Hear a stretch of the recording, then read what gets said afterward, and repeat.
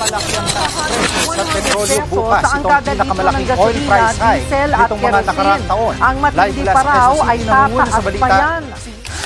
Ang pagtaas ng presyo ng gasolina sa Pilipinas ay isang napakadelikadong isyu na nakakapigto sa ating lahat.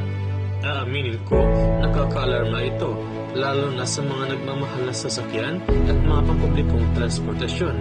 Ngayon, tatalakayin natin ang mga dahilan sa likod ng pagtaas na ito.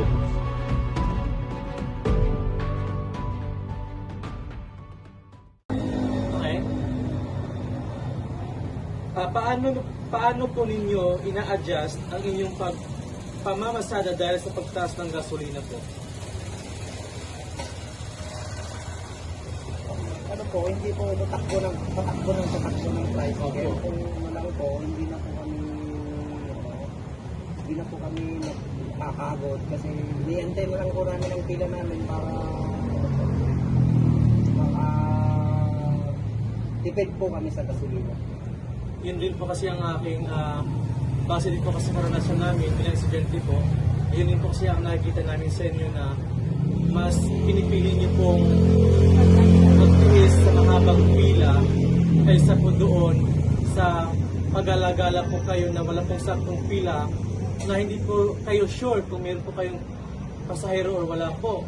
Mas nakakatipid nga naman po yung may pilan po kasi sure po talaga kayo na mayroon po kayong pasaherong may hatid po sa ilang mga bahay po. Ang kasunod po, gaano kalaki ang nadagdag sa inyong gasto sa gasolina mula nung tumaas ang presyo nito? Mga magkano po kaya, tatay? Kung sa ano nyo lang po, sa inyong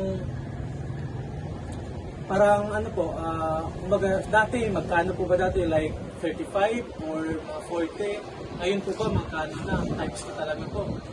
52 dati. 52 dati. So, bali ngayon po is magiging ano na po, 100, sobra isang daan na. Hindi naman po, kaya lang yung kwan ko, magkano sa petrol mo lang? 69, 68, ay 69 o 70? 72.90.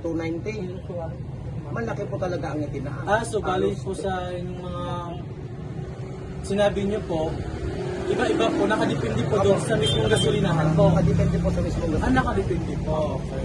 So mayroon pa rin po bang mas mura ngayon sa panahon ngayon po na tumaas na yung gasolina ngayon? Mayroon pa rin po bang gasoline station na mas mababa? Meron sa pagkakalam niyo po? Mayroon po yung iba kasi hindi pare-pareho ang presyo. Meron pa rin po talaga. Opo. Okay po, tatay, meron pa po. May mga oras po ba na pinipili ninyong hindi mo na pumasada dahil sa mahal ng gasolina? Bakit po? Ano po talaga ang dahilan? Siyempre po kung wala pong pambili ng gasolina o wala namang Number one din po ang dahilan yun. Kaya po kami pumipila dahil po sa pag may pila po kasi kung lang po yung magagastos ng gasolina, kung pipila ka na, dito yung panggasto. Ganun po yung pandito. Thank you so much, tatay. Meron pa po pala. Ano po ang inyong ginagawa upang makatipid sa gasolina habang bumibiyahe? Like, halimbawa po, Pagpatakbo ng matulis. Pagpatakbo ka ng matulis po, mas magastos po.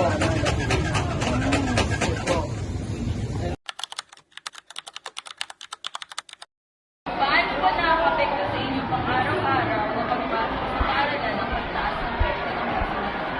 Nakaka-apekto siya dahil, di ba, sila umabot na ako ng 70 to 75. Tapos, di pa lang napupunta yung bawang ko. Siguro, every 2 times a week ako nagabas, 150. Tapos yung bawang ko yung money is 700. So, 300 na agad. So, yun, nakaka-apekto talaga siya. Kaya wala na napupunta sa ipon.